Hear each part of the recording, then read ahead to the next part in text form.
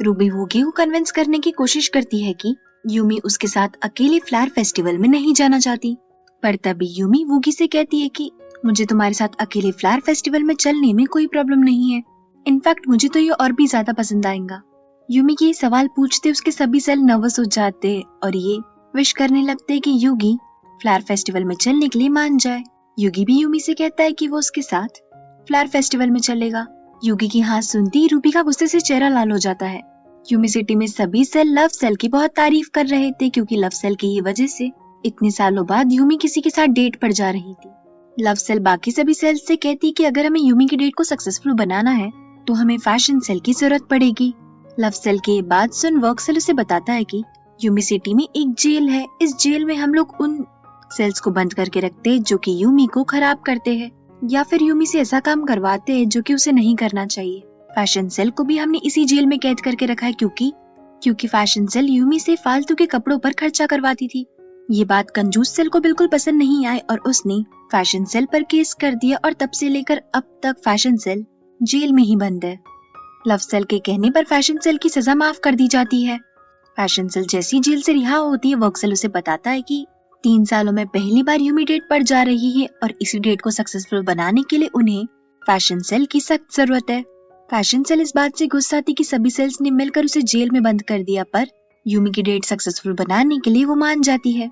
अगले दिन जैसी यूमी डेट के लिए तैयार होने वाली होती है फैशन सेल वर्क सेल को इस बात के लिए डांटने लगती कि इतने सालों तक जब वो जेल में बंद थी तब से लेकर अब तक उन लोगों ने यूमी के लिए एक नया कपड़ा भी नहीं खरीदा।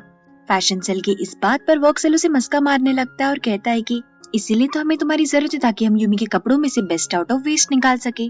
फैशन सेल इस बारे में सोचती है और फिर सभी सेल्स को बताती है कि आज यूमी नो मेकअप लुक करेंगी। यूमी जैसे ही तैयार होती है इमोशन सेल और वर्क सेल फैशन से कहने लगते हैं कि यूमी तो रोज जैसी ही दिख रही है, इसमें नया क्या है।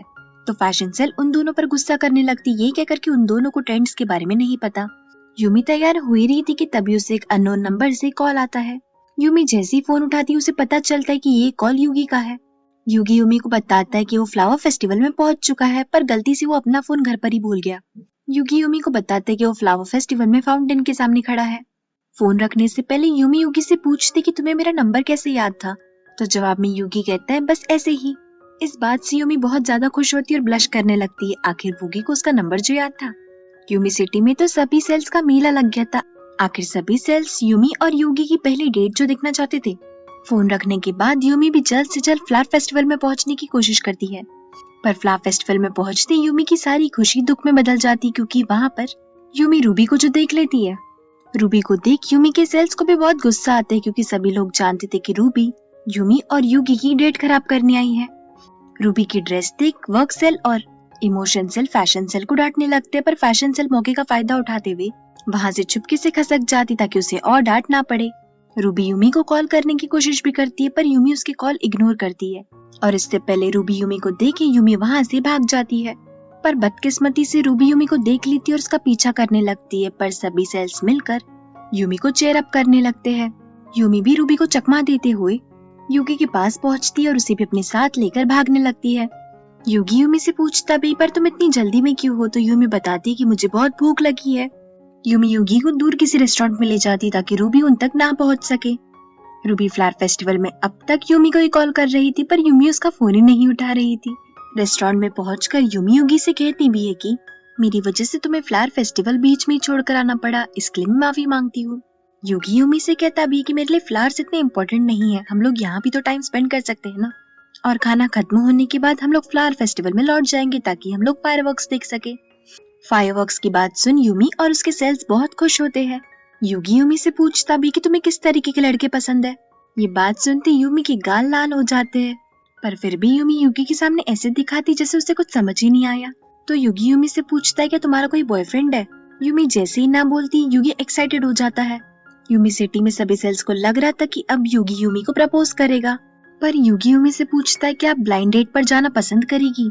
यूगी की ये बात सुनकर सभी सेल्स बहुत ज्यादा निराश हो जाते हैं और यूमी सिटी में फिर से आंसुओं की बरसात होने लगती है।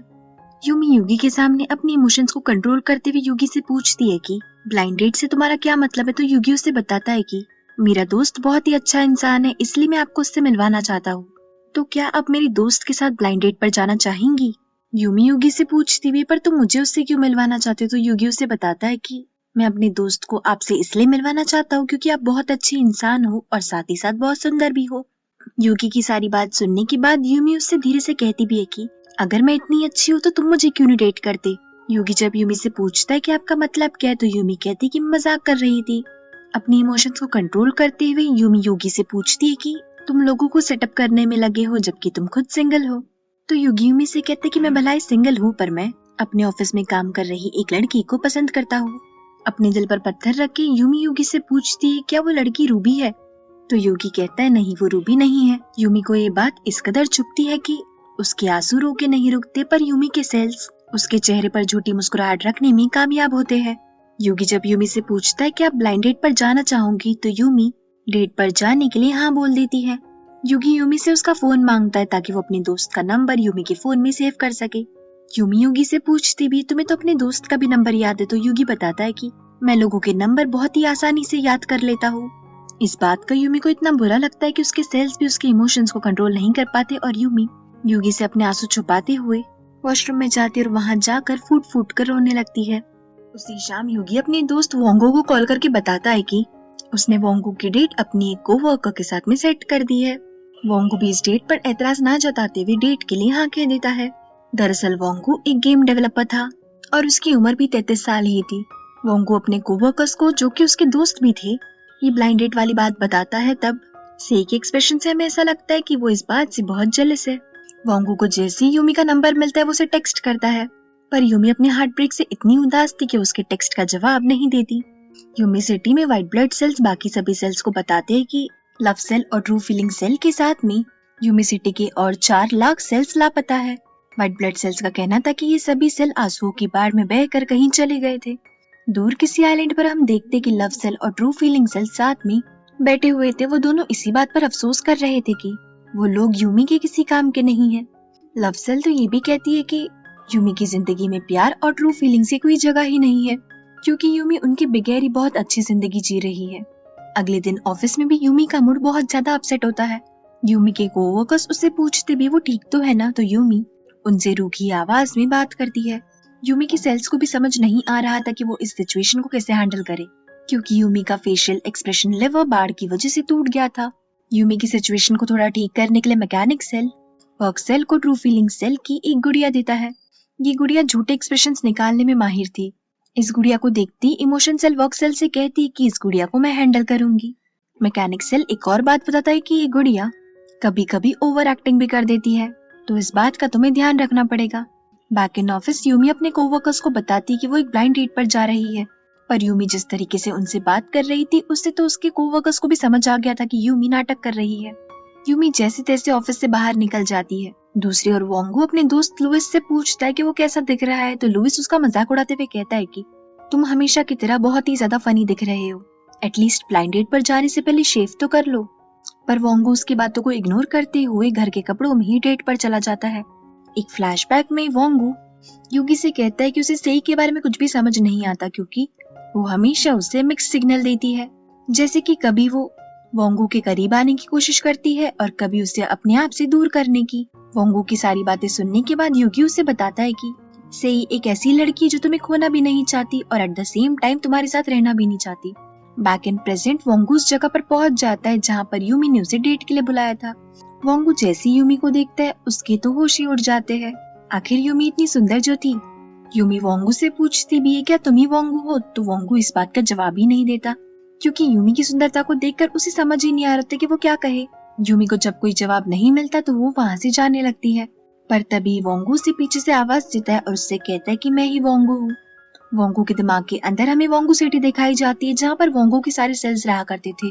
वोंगो के सभी सेल्स ब्लाइंड डेट को लेकर बहुत ही ज्यादा नर्वस थे और यूमी को देखकर तो वो और भी ज्यादा नर्वस हो गए थे। आखिर उन्हें यूमी को इम्प्रेस जो करना था। वोंगो के दिमाग के अंदर भी धुन आ जाती है, जिससे कि वोंगो के वर्क सेल को कुछ भी दिखाई नहीं देता और वोंगो भी यूमी के सामने पूरा ब्लैंक हो जाता है। यूमी के सेल्स को भी वोंगो कुछ खास पसंद नहीं आया था, क्योंकि वोंगो ने ना ही ढंग के कपड़े पहने थे और ना ही शेव किया था। नर्वस सेल को तो वोंगो से डर लग रहा था, क्योंकि वो बिल्कुल गुंडे जैसा दिख रहा था। पर यूमी के सेल सिचुएशन को ज्यादा ऑकवर्ड ना बनाते हुए ट्रू फीलिंग्स की डॉल की मदद से यूमी से हेलो बुलवाते हैं। पर जब वोंगू कोई रिएक्शन नहीं देता तो सेल्स को लगता है कि वोंगू को यूमी बिल्कुल भी पसंद नहीं आई है, पर वो सिचुएशन को संभालते हुए यूमी से कहलवाते कि उन दोनों को कॉफी के लिए जाना चाहिए। वोंगू यूमी की बात मान लेता है और अंधाधुन कॉफी शॉप की तरफ चलने लगता है। यूमी को ये सारी बातें बहुत ही ज्यादा ऑकवर्ड लग रही थी, पर वोंगू करे भी तो क्या, उसे समझ ही नहीं आ रहा था कि वो यूमी के सामने कैसे बिहेव करे। वोंगू सिटी के अंदर वर्क सेल को बहुत देर ढूंढने के बाद इकलौता सेल मिलता है और वो सेल भी यूमा सेल होता है। यूमा सेल के आते ही वोंगू यूमी के सामने घटिया से घटिया जोक बोलने लगता है। इतने खराब जोक सुनने के बाद यूमी को भी समझ नहीं आ रहा था कि वो किस झमेले में फंस गई है, पर यूमी वोंगू को बुरा ना लगे इसलिए उसके घटिया जोक पर भी हंसने लगती है।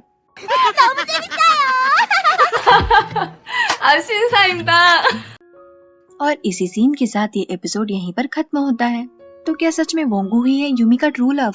क्या सच में ये दोनों आगे चल के एक दूसरे को डेट कर पाएंगे? यूमी के सेल्स वोंगू को बिल्कुल पसंद नहीं करते, तो वोंगू ऐसा क्या करेगा जो यूमी के सेल्स उससे प्यार करने लगेंगे? देखना बहुत ही ज्यादा इंटरेस्टिंग होगा। Thank you so much everyone for watching this video till the end. I hope आपको ये वीडियो पसंद आई हो। जाने से पहले प्लीज वीडियो को लाइक और प्लीज चैनल को सब्सक्राइब करना मत भूलना। मिलते हैं नेक्स्ट एपिसोड के एक्सप्लेनेशन में। Till then please take care of yourself. See या।